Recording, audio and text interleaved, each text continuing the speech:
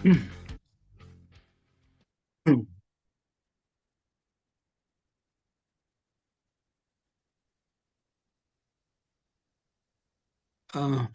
Bismillahirrahmanirrahim. Assalamualaikum warahmatullahi wabarakatuh. Teman sejawat sekalian yang saya cintai, saya banggakan.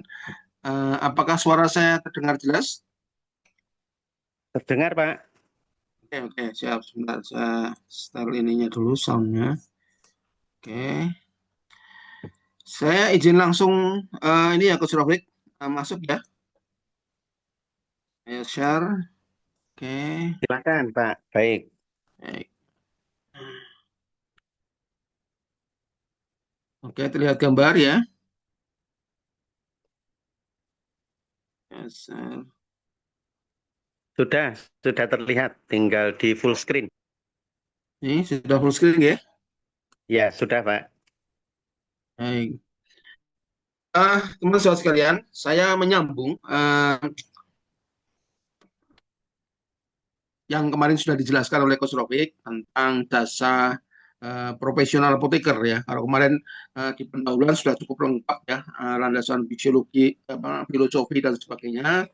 Kemudian bagaimana apoteker itu selayaknya memang mendapatkan jasa di apotek.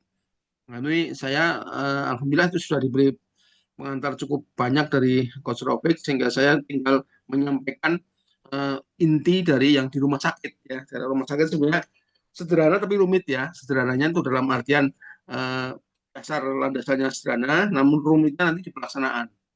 Namun sebenarnya akan berkembang bersama dengan praktek kita sehari-hari di rumah sakit. Baik, teman saudara sekalian, ini kalau kita melihat apa namanya peserta ya, peserta dari Jaminan Kesehatan Nasional program pemerintah JKN namanya ya, yang didasari dari Undang-Undang SJSN. Jadi undang-undangnya itu tahun 2004 itu, Undang-Undang SJSN sudah ACC rilis, sudah menjadi undang-undang, kemudian persiapan sampai 10 tahun ya, sehingga pada selama persiapan tuh berarti tahun 2004 sampai 2014 itu waktu itu presidennya masih SBY ya. Kemudian setelah itu 2014 1 Januari 2014 kalau nggak salah sudah mulai mau pergantian ke Pak Jokowi, nah itu mulai diterapkan JKN dari program jaminan kesehatan nasional, di mana berdasarkan Undang-Undang SJSN pelaksananya adalah BPJS Kesehatan. Karena memang persiapannya lama, mengubah dulu PT Askes menjadi BPJS, Badan Penyelenggara Jaminan Kesehatan Sosial Bidang Kesehatan. Kemudian waktu itu juga ada perubahan dari PT Damsostek ya, perusahaan seruan terbatas BUMN milik negara menjadi BPJS Tenaga Kerja. Jadi memang prosesnya cukup panjang ya karena ada perubahan apa namanya perusahaan ya. Tadinya perseroan terbatas BUMN milik negara menjadi badan. Jadi badan itu intinya tidak semata-mata mencari keuntungan, berbeda dengan PT ya. Nah, kemudian pesertanya itu juga targetnya lumayan ambisius ya, pemerintah hingga sampai ini data dari Kementerian Kesehatan. Maaf, saya pointer dulu. Ya, ini mulai dari 2019 UHT Universal Health Coverage di Indonesia rupanya cepat sekali meningkat. Ini data terakhir Januari sampai Maret 2025 ya. Ini dari BPJS Kesehatan, sumbernya dari Kemenkes ini. Kita lihat ini, ini penduduk kita, penduduk Indonesia 100% gitu ya. Dari mulai yang tidak masuk, ini yang non serta ini ya, yang hijau tua, yang di atas ini, tadinya masih 16%, artinya 80 di tahun 2019, 84 ya, 83, sekian persen. Kemudian pada tahun 2025 ini kecil sekali nih, di bawah 4% ini ya, semakin kecil gitu ya, di bawah 4% penduduk Indonesia yang tidak menjadi peserta BPJS. Artinya sudah lebih dari 95% peserta penduduk Indonesia mendapatkan BPJS layanan JKN, program JKN, di mana yang 19,96 ini non aktif, yang yang sekian, yang 78% aktif. Saya kurang tahu ini aktif dan non aktif itu kriterianya bagaimana. Apakah aktif itu maksudnya membayar premi, non aktif tidak membayar premi, saya kurang paham. Ya, tapi di sini ada BPJS PBI dan non PBI. PBI itu penerima bantuan iuran, dan yang non PBI itu yang kita bayar sendiri, misalnya kayak PNS, kemudian pegawai swasta dan sebagainya, itu kan membayar sendiri. Tapi overall hampir 100% peserta layanan kesehatan di rumah sakit, ya, karena ini rujukan, berarti rumah sakit harus menerima, maaf, maksud saya karena 95% penduduk Indonesia itu sudah menjadi anggota program JKN, maka rumah sakit mau tidak mau, suka tidak suka, harus menerima pasien dengan program JKN. Artinya ya semua ikut aturannya dari BPJS sebagai penyelenggara pelayanan jaminan kesehatan jaminan sosial bidang kesehatan. Nah, intinya begitu. Nah, maka kita sebagai apoteker dalam hal terkait dengan jasa, ya otomatis mengikuti aturan mainnya BPJS. Ya, itu kita harus mencari peluangnya di situ. Nah, mari kita lebih dalam lagi tentang universal health coverage di Indonesia. Undang-undang SDSN tadi yang sudah saya sampaikan, ya, tahun 2004 sudah mulai dirilis, sudah disahkan gitu ya oleh DPR dan Presiden dan pemerintah saat itu. Kemudian pelaksanaannya baru 2014 karena persiapannya panjang, ada mengubah perusahaan dan sebagainya sebagai penyelenggara, cukup panjang, 10 tahun ya. Kemudian pelaksanaannya di bidang kesehatan, BPJS Kesehatan masih menggunakan sistem rujukan yang sama seperti yang diterapkan pada waktu masih menjadi Askes, ya. Sebenarnya rujukan itu kan rujukan nasional program kesehatan, ya. Jadi Askes waktu itu juga mengikuti apa yang sudah dicanangkan oleh Kementerian Kesehatan. Strateginya memang rujukan dari mulai puskesmas, kemudian rumah sakit tipe C, kemudian tipe B, tipe A, dan seterusnya. Khusus, ya, kalau kayak cancer nanti ada nasional dan sebagainya. Itu sistem rujukan yang memang sudah berlaku semenjak barangkali mulai orde baru, ya, sudah mulai diterapkan itu sistem rujukan tersebut. Nah, yang bukan agak, ya, yang berbeda sama sekali berbeda waktu dikelola oleh PT Askes sebagian, ya, karena sebagian juga mengikuti asuransi perusahaan lain, ya, swasta dan sebagainya. Nah, kalau PT Askes itu biasanya pegawai negeri, ya, ASN, ya, itu agak berbeda dengan program JKN yang sekarang diterapkan. Kalau dulu menggunakan istilah asuransinya itu managed care, jadi diikuti, di manage care, asuhannya diikuti, ya.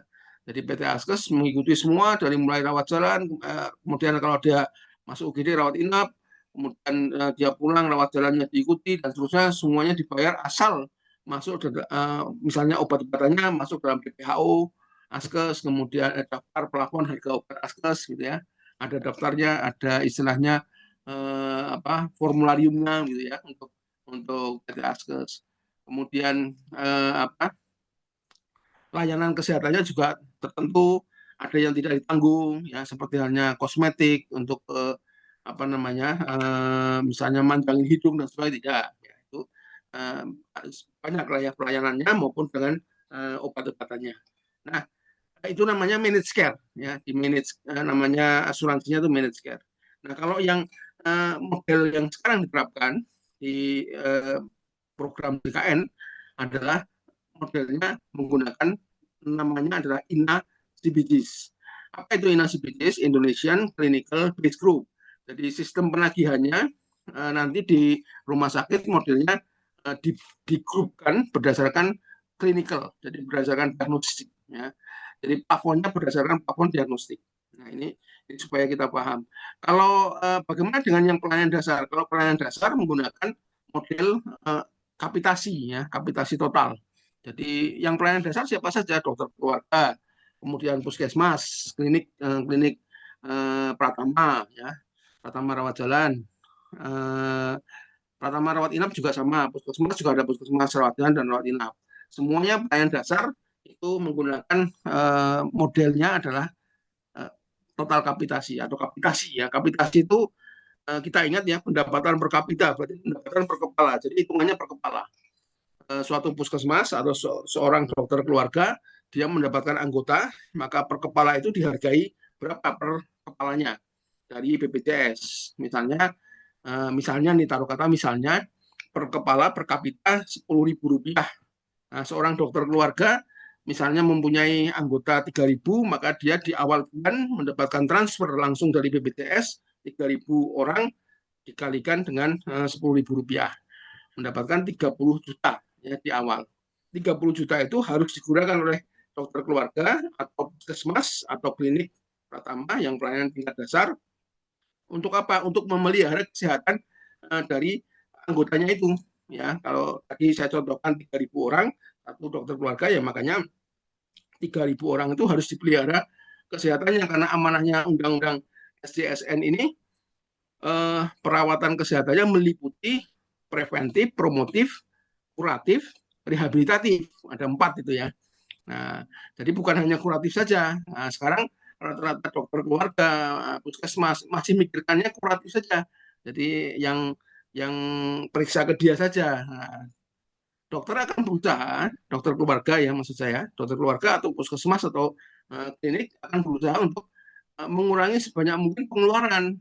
Karena dengan model aplikasi itu, ketika pasien itu periksa karena sakit, kemudian dokternya menulis resep, menebus obat dan sebagainya, uangnya dari mana? Dari 30 juta yang sudah disetorkan ke dokter tersebut. Semua apotek kemudian dijaring sama dokter itu, gitu ya. Apotek ada yang dijaring, kemudian kalau resep dia sampaikan ke apotek, apoteknya nanti ngeklaim ke dokternya. Ya, uangnya semuanya disediakan sumber daya ekonominya, uangnya sudah diserahkan ke dokter keluarga atau senternya ke dokter keluarga atau puskesmas tingkat dasar tadi atau klinik tingkat dasar yang punya anggota tadi. Nah, mestinya jadi kalau zaman dulu seorang istri dokter, katakanlah dokternya laki-laki nih suaminya, kalau mau praktek gitu ya, maka berdoa, ya Tuhan berikanlah agar suami saya mendapatkan pasien yang banyak dulu, zaman dulu. Ketika sekarang dokter tersebut, dokter keluarga mendapatkan anggota BPJS, kemudian dia mau berpraktek, maka istrinya akan berdoa, ya Tuhan semoga suami saya sedikit saja pasiennya. Maksudnya supaya apa? Supaya sisanya banyak gitu. Karena sisanya sisa dari 30 juta yang sudah di-store tadi miliknya dokter gitu ya. Atau dokter keluarga atau puskesmas. Itu gambarannya seperti itu kalau aplikasi di tingkat dasar. Kemudian ada di dalam PNPK ada 144 diagnostik penyakit yang bisa ditangani di tingkat dasar. Kemudian kalau pasien yang dirawat tadi atau datang ke dokter untuk kuratif tadi tidak termasuk dalam diagnostiknya 144 tadi dalam PNPK, maka dokter ini bisa merujuknya ke rumah sakit tipe T dulu ya. Kemudian kalau rumah sakit tipe T tidak mampu, maka dirujuk ke tipe B dan seterusnya ya. Jadi sistem rujukan terjadi seperti itu. Nah, rujukannya tidak bisa langsung ke tingkat tipe A langsung dari dokter keluarga, harus ke tipe T dulu, berjenjang ya, rujukannya harus berjenjang. Nah, karena nanti harga tarifnya nanti berbeda, jenjang tipe C, tipe B, tipe A itu berbeda. Nanti Menteri Kesehatan nanti ada KMK ya, KMK tentang tarif ya, tarif berdasarkan inasi bijis tadi, jadi pengelompokan berdasarkan diagnostik. Basicnya apa? Basicnya adalah ICD 10 ya, International Code of Disease ya, ICD 10 ya 10. Kemudian untuk penunjangnya pakai ICD 9. Nah, itu kira-kira seperti itu. Jadi pengelompokannya berdasarkan kelompok penyakit yang ada di International Code of Disease. Nah, nanti disinilah peluang kita untuk bisa menyukseskan program DKN di rumah sakit. Ya. Nah, jadi kalau dulu ini sistem plafon ini menyebabkan menjadi perubahan di instalasi farmasi. Ya, kalau di farmasi dulu di instalasi farmasi yang namanya instalasi farmasi pengadaan obat itu menjadi favorit karena kita termasuk di dalam revenue center, ya, pusat penghasil uang. Karena obat saat itu dijual. Ya, kita tahulah ya rahasia umum kalau obatnya itu di luar PT Askes, di luar di PHU Askes gitu ya, maka pasien membayar. Membayar itu menjadi apa, membeli berarti ya, membeli obat. Maka dalam tanda petik biasanya ya, ini mohon maaf ini off the record ya, dokter dengan rumah sakit bekerja sama untuk biar obatnya di luar eh, plafon semuanya ya, atau yang masuk plafon cuma sedikit padahal cuma beda merek ya. Nah, kemudian karena dia di luar plafon, luar daftar formulariumnya PT Askes, maka dia harus membayar atau iur ya, iur biaya, menambah iur biaya. Nah, iur biaya menjadi penghasilan dari rumah sakit. Anda bisa bayangkan ya, bahwa rumah sakit pasti kalau mohon maaf apa namanya tidak kalau saya bilang tidak hati nurani gitu ya. Banyak sekali yang obatnya di luar plafon di PHU Askes. Nah, tapi kalau apa namanya cukup baik ya, kalau rumah sakit pemerintah biasanya tidak berani seperti itu biasanya sesuai dengan Askes, PT Askes, DPHU Askes. Semuanya kalau nggak masuk ya dimasukin. Yang penting kan beda merek nggak apa-apa, tapi sama isinya.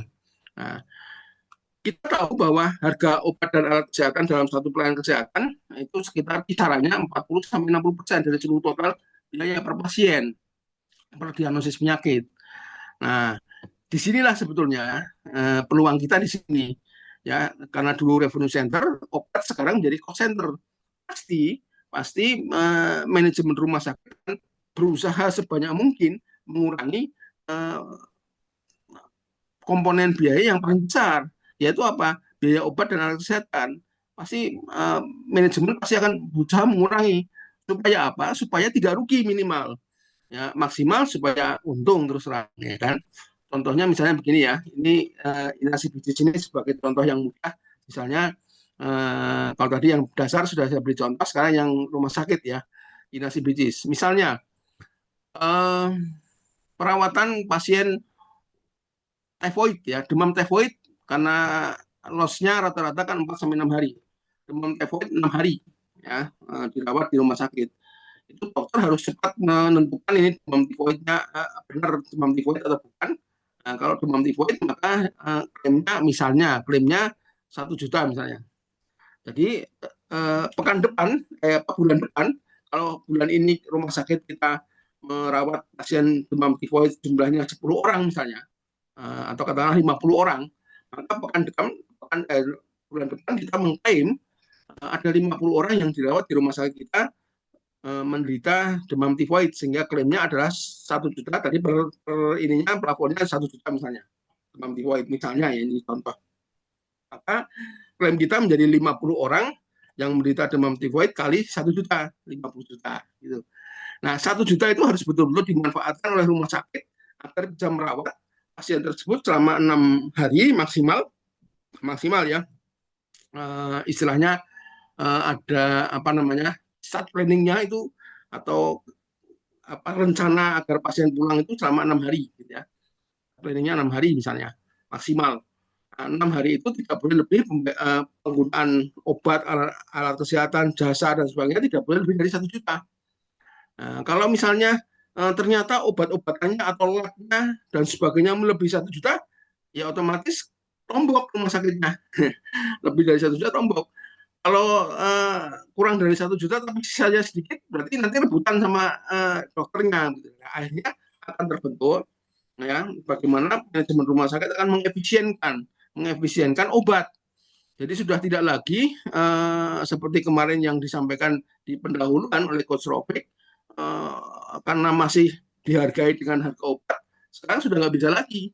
Nah, era BPJS ini sudah tidak bisa lagi. Obat itu sudah bukan dijual lagi. Jadi kalau kita menggantungkan jasa pelayanan dari obat, amat sangat rugi. Ya kita harus bergerak ke yang lain, yaitu ke jasa, betul-betul ke jasa. Ya jasa dari pelayanan kita. Nah, itu yang harus kita pikirkan ya, jangan sampai kita nurut-nurut aja, akhirnya kita ambruk nanti di era BPJS, nanti justru ambruk nanti jasa pelayanan kita jadi turunnya akan jauh sekali. Nah, itu kira-kira gambarnya seperti itu ya. Jadi sekarang ini dokter di tempat kami ya, ini karena sudah pada sadar semua gitu ya, sudah pernah disadarkan oleh direktur zaman sebelum tahun 2014, tahun 2013 akhir itu, tempat kami sudah ada diskusi dengan direktur dan para dokter tentang bagaimana penerapan program JKN ke depan 1 Januari 2014. Maka dokter sekarang di tempat kami sudah tidak lagi mikir obat lagi. Ya, dia mikirnya ya pokoknya saya nulisnya generik, apapun dapatnya silahkan. Jangan sampai kelebihan, nanti kalau kelebihan nanti saya nggak dapat jasa. Ya, itu dokter sudah berpikir seperti itu. Karena akan diambil dari jasa saya, jasa dokternya. Kalau plafonnya itu habis. Misalnya tadi 1 juta, kalau plafonnya lebih dari 1 juta, saya nggak kebagian jasa. Jadi dokter itu harus betul-betul efektif, efisien dalam mendiagnosis, gitu ya. Tepat diagnosisnya, diobati, sembuh. Nah, itu atau berkurang gejalanya terus kemudian rawat jalan. Nah, itu gambarannya seperti itu. Sebetulnya baik program ini sudah baik sekali karena mengatur tadi seperti di tingkat dasar kuratif, preventif, promotif. Jadi dokter di tingkat dasar harus membuat anggotanya itu sehat, bukan sakit, gitu ya. Nah, kemudian setelah dirujuk sakit, kemudian rujukannya juga harus efektif, efisien. Ya, supaya cepat terdiagnosis, cepat diobati, cepat sembuh atau berkurang, kemudian rawat jalan. Nah, itu gambaran sekarang ya program JKN seperti itu. Nah, makanya kalau terjadi seperti itu akan terjadi sesuai dengan amanah dari Undang-Undang SJSN, yaitu kendali mutu, kendali biaya. Nah, saya akan kalau kita sudah paham bagaimana model ya pelayanan JKN, Jaminan Kesehatan Nasional. Nah, mari kita melihat era JKN ini akhirnya apa di pihak farmasi, di pihak apoteker, gitu ya, pelayanan instalasi farmasi menjadi berubah menjadi pelayanan farmasi klinik. Jadi pelayanan farmasi klinik ini menjadi penting sekali. Karena apa? Karena tadi ya dari sisi obat itu harus efisien. Maka rumah sakit sekarang menggunakan katalog semuanya, ya. Rata-rata sekarang rumah sakit, termasuk rumah sakit swasta, sudah memanfaatkan belanja obatnya lewat katalog, elektronik katalog. Belanjanya pakai sistem purchasing, elektronik purchasing.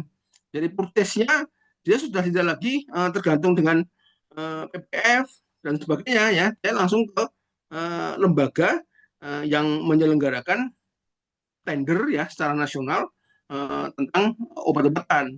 Nah, bagaimana lembaga tersebut bisa mengadakan tender? Kebutuhannya dari mana? Kebutuhannya dari RKO, rencana kebutuhan obat. Jadi kepala instalasi yang melakukan kegiatan utama logistik ya, supply obat.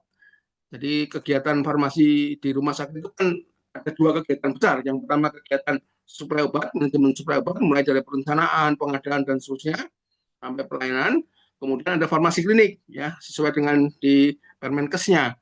Nah, 2 kegiatan besar itu merupakan kegiatan yang sangat berat ya, karena kepala instalasi dan jajarannya yang bergerak, apoteker yang bergerak di bidang mengurusi bidang manajemen suplai obat itu akan melakukan perencanaan dengan sebaik-baiknya di RKU. Jangan sampai nanti rancangan kebutuhan obat yang dikumpulkan ke secara bertahap ya, rumah sakit mengumpulkan ke dinas kesehatan ke Kementerian Kesehatan, dan nanti menjadi daftar kebutuhan Indonesia, katakanlah ceftriaxone injeksi 1000 mg di Indonesia berapa juta vial dari hasil tadi ya, rencana kebutuhan obat tadi semua rumah sakit di Indonesia.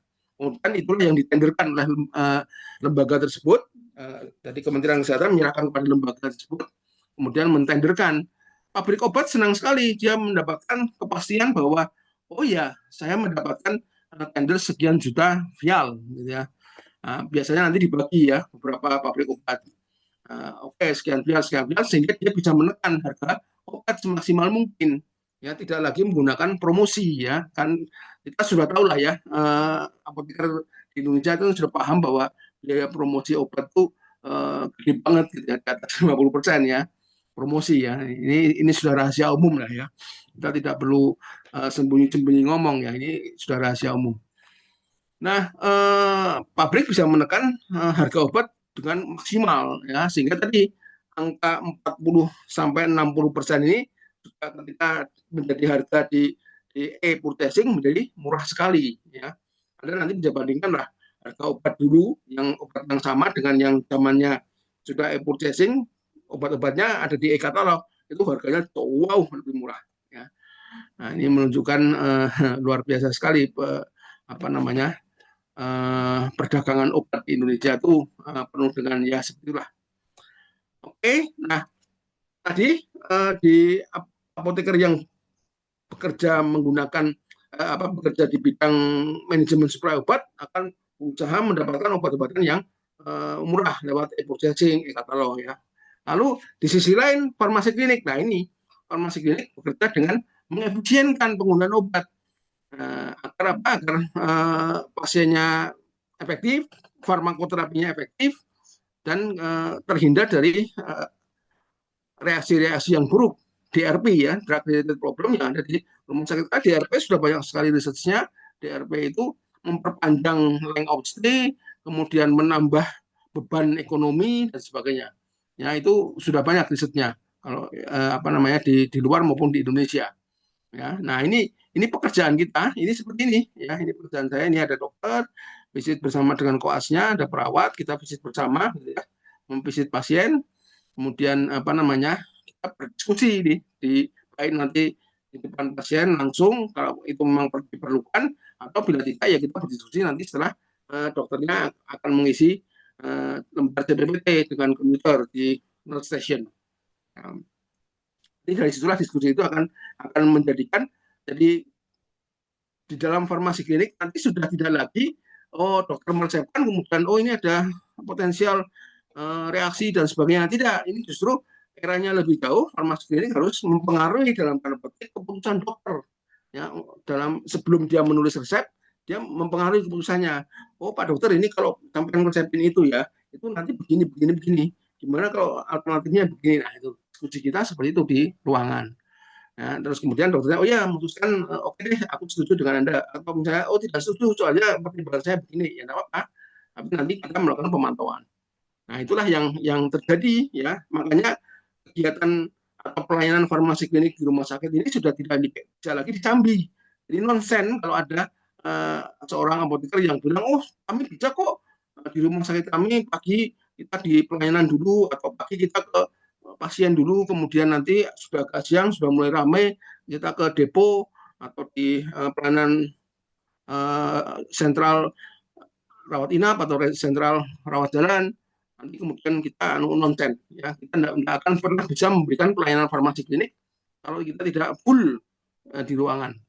Nah, di tempat kami ada apoteker farmasi klinik yang memang khusus ya di ruangan melaksanakan kegiatan pelayanan farmasi klinik. Jadi kerjaan kita seperti saya ini, dan ada sekitar 8 ya, kita berdelapan, satu ruangan, satu apoteker di ruangan penyakit dalam. Kalau ruangan itu bisa 2 ruangan, satu apoteker di rangkep gitu ya. Nah itu kita lakukan ini tadi, hal-hal yang sudah saya ceritakan tadi, kita mempengaruhi dokter untuk bagaimana agar pengobatannya, farmakoterapinya efisien dan safety ya, patient safety ya. Karena kita selalu berada di ruangan. Di pagi jam 7 sampai jam 14 saya di ruangan terus ya, tidak ke depo, tidak kemana-mana, karena yang kita urusi adalah pasien. Nah ini ceritanya di sini nih, pelayanan langsung kepada, ini terjemahan dari pharmaceutical care ya, pada pasien. Jadi pelayanan farmasi ini ya langsung pada pasien terkait dengan sediaan farmasi agar hasilnya pasti meningkatkan kualitas hidup dari pasien. Intinya menjamin mutu manfaat keamanan khasiat obat, kemudian kepastian hukum, melindungi pasien dari penggunaan obat yang tak rasional, menjamin pelayanan kefarmasian menggunakan obat yang aman, medication safety, menurunkan angka kesalahan. Jadi memang banyak sekali yang bisa kita usahakan dari kita melakukan layanan farmasi ini secara optimal. Ya. Patient safety jelas, efek samping obat deteksi dan sebagainya. Jadi nanti akhirnya apa? Efisiensi ya. Yang kalau terjadi efek samping kemudian diobati oleh dokter, obat tersebut ada efek samping lagi jadi panjang orang of stay-nya, karena kita sudah paham sebelumnya, maka kita bisa mencegah kejadian efek samping yang terus berkaskade itu ya, bertingkat terus. Nah itu kita bisa stop sehingga betul-betul plafon yang sudah ditanamkan untuk diagnosis penyakit X tersebut bisa cukup. minimal sama atau kalau bisa ya lebih rendah daripada kos yang dicanangkan oleh BPJS. INA CBC tadi pelapornya. Sehingga bisa ada sisa dan akan menguntungkan rumah sakit. Nah, nanti dari situlah mestinya, ya, mestinya nanti kita melakukan research ya supaya apa? Supaya nampak ini, oh ya ternyata peran apoteker oke ya. Nah, maka ya sudah kalau oke ya kita bisa bilang ke manajemen ya kita ada jasa dong ke sini. Nah, kurang lebih seperti itu ya. Terus kalau misalnya kita bisa hitung ini loh satu penyakit saja kita bisa efisienkan sampai sekian secara ekonomi. Nah, maka kita bisa sampaikan kalau gitu kita minta tambah apoteker saja manajemen tolong tambah apotekernya. Maka apotekernya akan ditambah untuk tadi untuk mengefisienkan tadi tuh. Kalau apoteker ada maknanya di dalam ekonomi orang manajemen kan manajemen rumah sakit kan mikirnya efektif efisien duit gitu ya karena dia harus apalagi kalau swasta ya harus menggaji karyawan harus apa namanya membayar reagen harus membayar listrik air dan sebagainya maka dia harus efisien dalam menggunakan ongkos atau kos terapinya itu harus efisien. Nah, ini filosofinya kalau di farmasi klinik, asuhan kefarmasian klinik seperti ini. Efektivitas farmakoterapi ya dan mengasuh pasien agar patient safety. Kendali mutu, kendali biaya, kita bisa mengefektifkan menganalisis DRP ya. Kita jadi detektif DRP nih. Mengidentifikasi DRP yang potensial maupun yang sudah terjadi, kemudian DRP yang potensial bisa kita cegah, yang sudah terjadi solusinya apa. Ya, ujung-ujungnya nanti biar efektif efisien semuanya termasuk juga dengan hasil kliniknya kepada pasien. Nah, untuk itulah ini langsung saja to the point. Kan sering nih teman-teman kita tuh ada dasar undang-undangnya enggak, ada dasar peraturannya enggak ya kita boleh meminta duit ke manajemen kan gitu ya, suka suka takut-takut. Enggak tahu ini kenapa apoteker kok selalu takut-takut gitu ya. Tidak ada kok tidak ada aturannya bagaimana ya? Ada di Undang-Undang Kesehatan nomor 17 tahun 2023 tentang kesehatan itu di pasal 273 ya, itu ada hak dan kewajiban ya ada 273 kemudian jungto dilanjutkan ke 277 di 273 ini ada ayat 1 tenaga medis dan tenaga kesehatan dapat menjalankan praktek berhak nah ini haknya saya fokus pada butir C ini aja ya karena kita bicara tentang gaji ya jasa profesi. Nah, di dalam butir C ini disebutkan. Jadi kalau membacanya begini, tenaga medis dan tenaga kesehatan dalam menjalankan praktik berhak C mendapatkan gaji garis miring upah, koma, imbalan jasa, koma, dan tunjangan kinerja yang layak sesuai dengan ketentuan peraturan perundangan. Nah, di sisi lain di 277 ini haknya pasien, haknya tenaga kesehatan, tenaga medis, tenaga kesehatan menjadi kewajibannya pasien. Ya kan hak dan kewajiban saling imbang ya. Pasien menanggapi hak dari tenaga kesehatan tenaga medis maka punya kewajiban haknya tenaga medis tenaga kesehatan menjadi kewajibannya pasien. Haknya pasien menjadi kewajibannya tenaga medis tenaga kesehatan. Tidak seperti itu. Nah, di 277 poin D memberikan imbalan jasa atas pelayanan yang diterima. Jadi jasa komponen jasa ini asalnya dari apa namanya pasien. Nah, ini ya komponen imbalan jasa itu asalnya dari pasien jasa pelayanan. Jadi artinya tenaga kesehatan itu punya hak untuk mendapatkan imbalan jasa yang dari pasien langsung. Ya, jadi makanya di tempat kami istilahnya bukan lagi jasa medis. Kalau jasa medis yang dapat cuma tenaga medis. Nah, di tempat kami namanya adalah jasa pelayanan. Yang dapat ya semua yang memberikan pelayanan, ya, termasuk orang yang cleaning service yang buka pintu, yang bersihkan lantainya itu juga dapat jasa pelayanan. Komponennya pasti berbeda poinnya.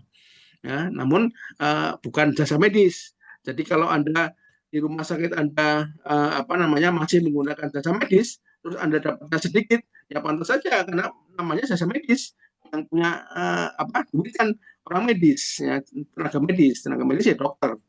Nah, Anda kan bukan dokter, nah, makanya kalau masih menggunakan jasa medis itu usahakan perjuangkan jasa medis dirubah namanya menjadi jasa pelayanan. Nah itu harus berani begitu ya, karena saya pernah itu dikeluhi apa namanya, teman saya dikonsulin, jasa medisnya, kok kamu pakai jasa medis ya?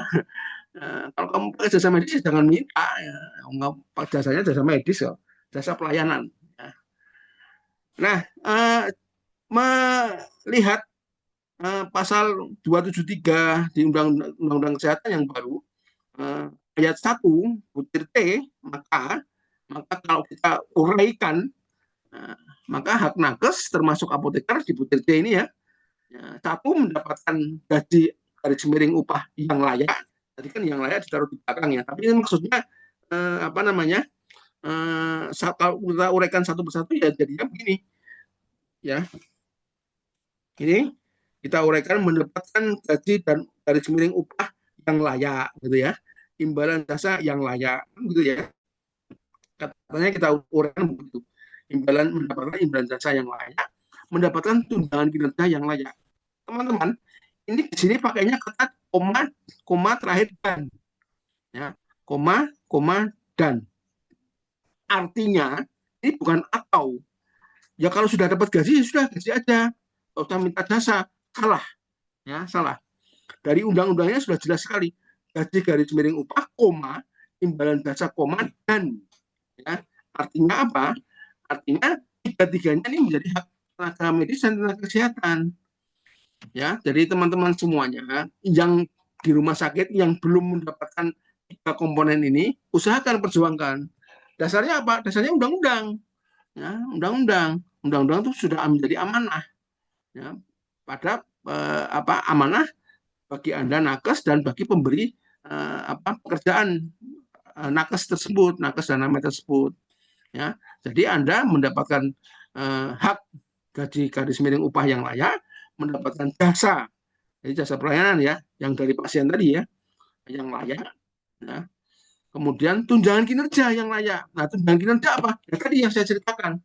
Bagaimana seorang apoteker itu bisa mendapatkan obat yang murah melalui perencanaan yang efektif, efisien, dan seterusnya. Itu kalau apoteker yang bekerjanya berpakainya untuk urusan logistik. Kemudian farmasi klinik, bagaimana obat itu bisa diefektif, efisienkan kepada terapi pasien. Farmakoterapinya harus efektif, efisien, dan juga terhindar dari DRP, drug related problem. Nah, itu dua pekerjaan yang besar ya, yang layak mendapatkan jasa ya, layak mendapatkan gaji atau upah, dan layak mendapatkan tunjangan kinerja.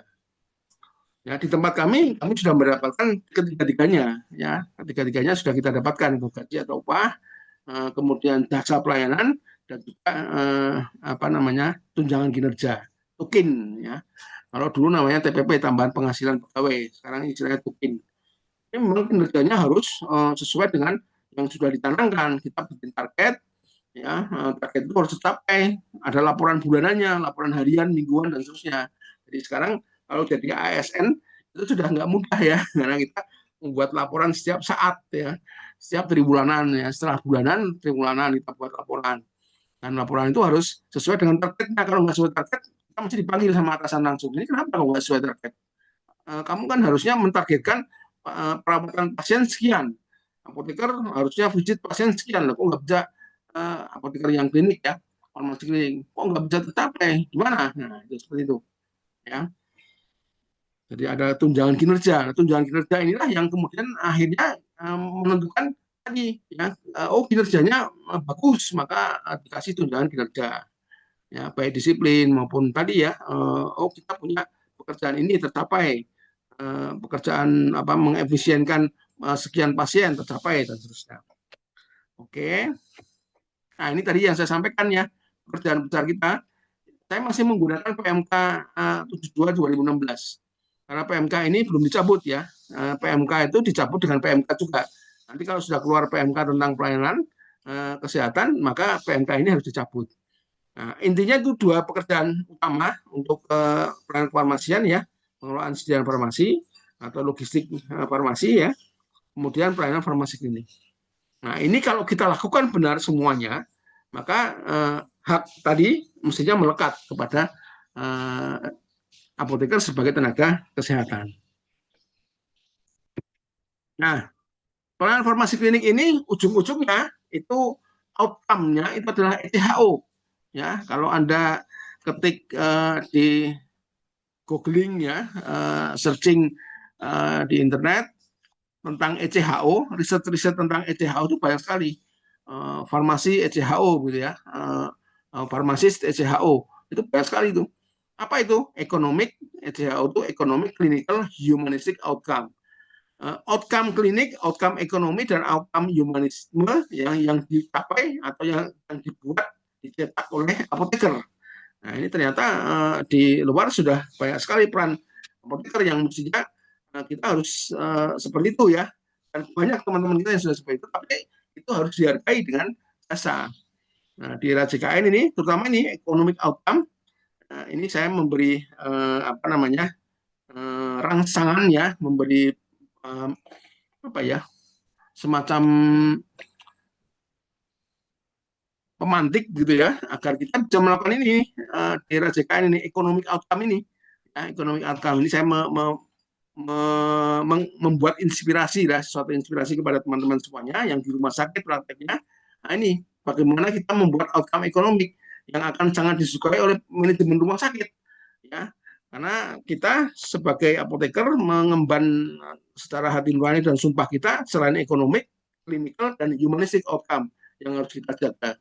Nah, makanya untuk yang ekonomi ini untuk kepentingan tadi manajemen rumah sakit, karena manajemen rumah sakit mendapatkan beban banyak ya, ada gaji karyawan, ada ini, ada menggaji Anda juga kan, uangnya dari mana kalau kita tidak bisa mendapatkan manfaat ekonomi dari pelayanan kesehatan di rumah sakit. Nah, poinnya ini meningkatkan klaim BPJS dan menurunkan kos. Kalau menurunkan kos tadi sudah saya sampaikan ya, bagaimana kita bisa mengetahui DRP dan sebagainya, sampai dokternya ketika mau menulis resep dia sudah mempertimbangkan apa yang kita sampaikan, rekomendasi-rekomendasi yang kita sampaikan, supaya apa? Supaya pengobatannya, farmakoterapinya efektif, efisien, lepas dari DRP. Ya. Nah, lalu ada satu lagi nih, yaitu meningkatkan klaim. Ini nanti saya akan ceritakan hati-hati, tapi saya tidak tulis ya, karena akan membuat apa ya, teman-teman mudah-mudahan di sini nggak ada ya yang karyawan BPJS ya. Nah, ini meningkatkan klaim ini kita nggak melakukan fraud, tidak melakukan kecurangan, tidak, tapi ini teknik saja, teknik untuk oh ya ini kalau kita ada temuan diagnosis sekunder seperti ini, maka klaimnya, severity rate-nya akan meningkat sehingga klaimnya akan meningkat. Nah, itu kurang lebih seperti itu ya. Kemudian kalau clinical humanistic outcome, tentu saja ini tadi ya, efektivitas secara farmakoterapi, ya farmasi klinik lah. Ya, kalau clinical humanistic. Kalau ekonomi, selain tadi yang kita mengefisienkan pengadaan ya melalui perencanaan pengadaan, nah ini di era JKN ini dua poin ini yang akan saya bahas agak banyak gitu ya, terutama yang ini meningkatkan klaim. Untuk meningkatkan klaim ini multidisiplin ya, tidak hanya apoteker saja, multidisipliner, ada kerjasama dengan dokter dan terutama koder ya. Kalau di tempat kami itu satu ruangan tuh satu koder. Jadi di tempat kita tuh di Rumah Sakit Margono Soekario di Purwokerto itu di tenaga tenaga kesehatannya di ruangan itu full ya, ada ahli gizinya, ada dokter, ada perawat yang pasti ya, ada apoteker, apoteker klinik di situ, kemudian ada ahli gizi di sana, kemudian ada coder, yang coder itu tiap ruangan sudah ada. Jadi dialah yang kemudian akan mengcoding diagnostik penyakit gitu ya, sesuai dengan kode ICD 10. Nanti coding itu cocokkan dengan secara elektronik, dan cocokkan dengan KMK-nya, bahwa oh ya ini terklaim sekian rupiah gitu ya, kira-kira seperti itu. Nah, tentu saja harus cocok supaya tidak apa namanya dikembalikan karena persyaratan kurang, maka harus cocok semua. Setiap diagnostik ini ditegakkan ini, maka harus ada pemeriksaan ini, radiologinya ini, labnya ini, dan seterusnya. Ya harus lengkap. Nah, makanya di tempat kita tuh order itu, pengcoding itu ada di setiap ruangan. Mereka itu rata-rata lulusan ini loh, apa, rekamedik terus, D3 rekamedik. Ya. Nah, itu kita selalu diskusi nih dengan teman-teman coder, ya, kemudian apa namanya,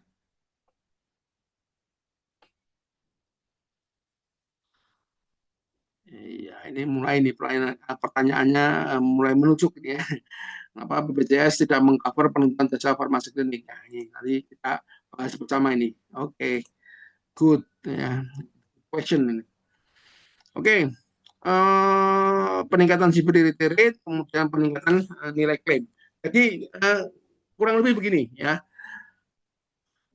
Penemuan diagnostik sekunder itu contohnya apa ya?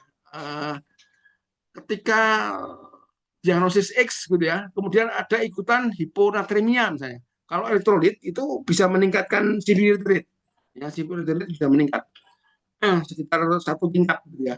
Tadinya severity rate 1 terus menjadi 2, UD-nya kan 3 ya, 1 menjadi 2 gitu ya. Nah 2 itu kenaikan klaimnya ini diagnosis sekunder ya, bukan diagnosis primer ya. Diagnosis sekunder, diagnosis X primernya utamanya, terus ada secondary diagnosis misalnya hiponatremia atau hipokalemia atau apalah ya, pokoknya elektrolit ya. Maka kita hitungkan itu natriumnya kebutuhannya berapa, kita tulis di DPBT, kemudian dokternya memberikan itu, meresepkan itu, kemudian pasca koreksi, kemudian diukur lagi. Nah, itu severity rate-nya bisa meningkat. Jadi 2, tadinya 1 menjadi 2. Lumayan itu 2 meningkat 1 tingkat itu bisa menambah plafonnya menjadi sekitar ya 1 sampai 2 juta gitu ya per pasien tersebut.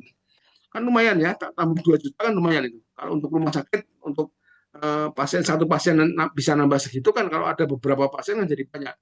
Nah, dan 1 bulan kan juga menjadi banyak. Nah, itu akan menguntungkan sekali.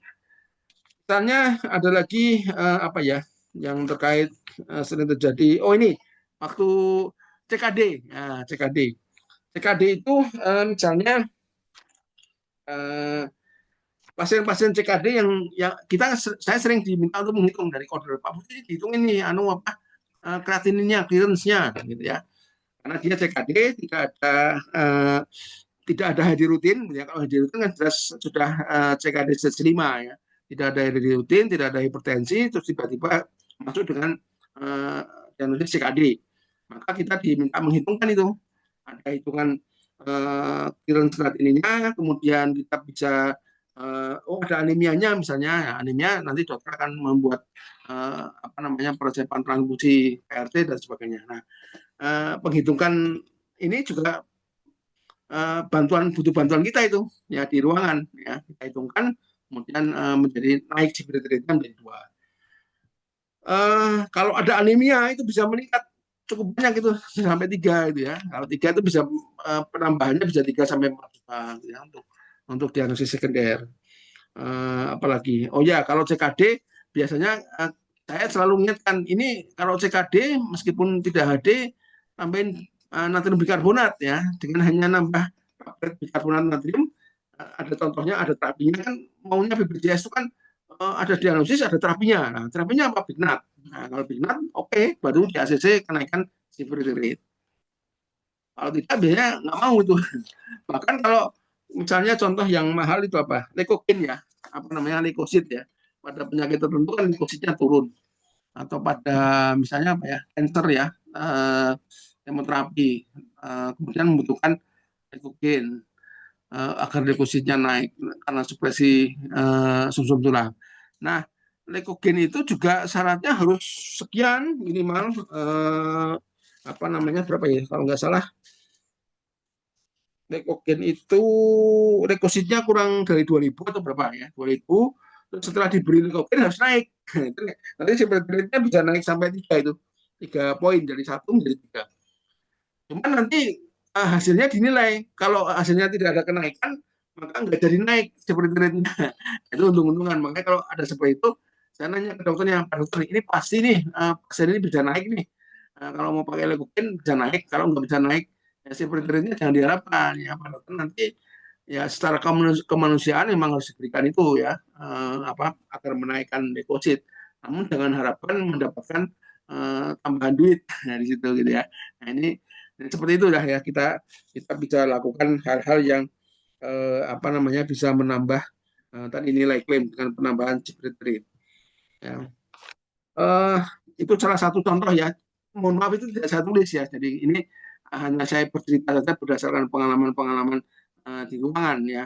Rekonsiliasi obat itu juga bisa menambahkan tadi ya severity rate. Contohnya misalnya dia mendapatkan terapi TB rutin ya, atau tambahan lagi misalnya apa HIV/AIDS ya, kita tulis buktinya apa, buktinya ya dari rawat jalan, misalnya dia penyakit apa mendapatkan terapi TB rutin ya, masih bulan siklus ketiga misalnya, sudah lewat intensif, sekarang bulan ketiga perawatan. Nah, kita tuliskan di situ rekonsiliasi obatnya, kita tuliskan obat TB ya. Dari kartu merahnya itu kan kelihatan tuh obat TBC-nya apa. Kita tanya ke pasien juga bisa kita tanyakan. Di kartu merahnya ada di ininya apa? Dari puskesmas biasanya ada. Nah, itu bukti bahwa dia TBC. Kalau kita diagnosis dokter hanya menulis TBC, tapi tidak ada bukti rekonsiliasi obat bahwa dia mendapatkan obat TB, pasti apa namanya nggak akan diakui meningkat severity rate-nya ya. Atau obat HIV/AIDS sebenarnya nggak akan diakui oleh BPJS. Nah, siapa yang menulis rekonsiliasi obat? Biasanya apoteker kan kalau menulis rekonsiliasi obat, reconciliation. Nah, ini yang kayak gini kan apa namanya dari manajemen harus ada apresiasi jasa ya, karena kita bisa meningkatkan severity rate, mengurangi cost dan sebagainya. Ya, oke, apalagi nih?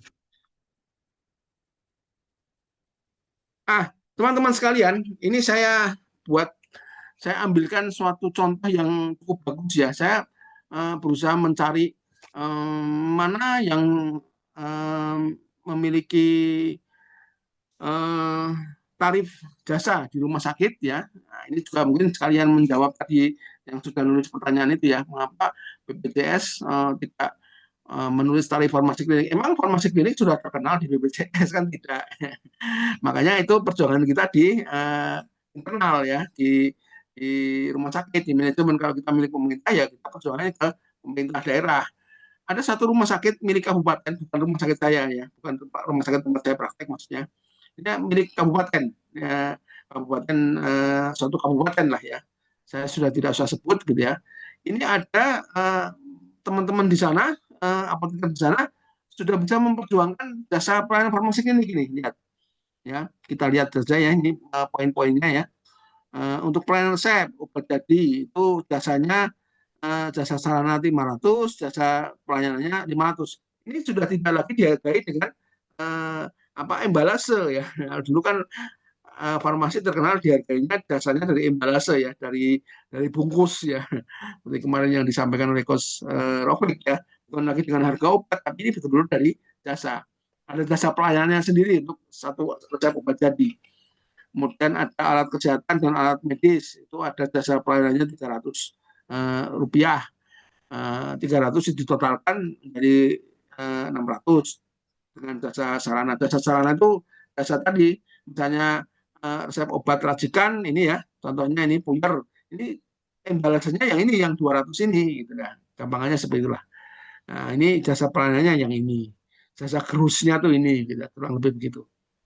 Kemudian ini Anda jangan tanya komponen ini dari mana ya, ini karena ini bukan rumah sakit tempat saya prakteknya, tapi ini bagus sekali, maksud saya ini great ini ya, ini bagus sekali karena sampai ke konseling ya, konseling jasa sarananya 2.000, kemudian jasa pelanannya 5.000, kan lumayan tuh.